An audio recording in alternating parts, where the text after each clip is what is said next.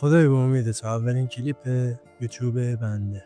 خدای همه چی رو خودت بسپار. توانایی نداری، بابای پولدار نداری، همش تو خاک و خل داری بنده‌ای میکنی، همش داری باروری میکنی، مکانیکی میکنی، حقت میخورن.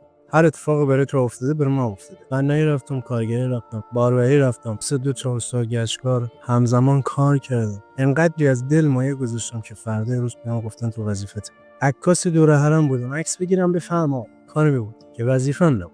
و فتوشاپ کار بود.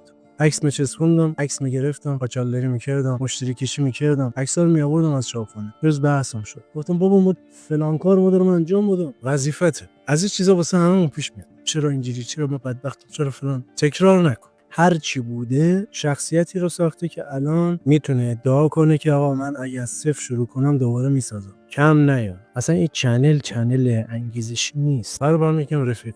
قرار جناب علی از من تدوین یاد بگیری و فیلم برداری. توی بازار کار نه اصولیه نه تئوریه، همش تجربیه. خدا به شکرت.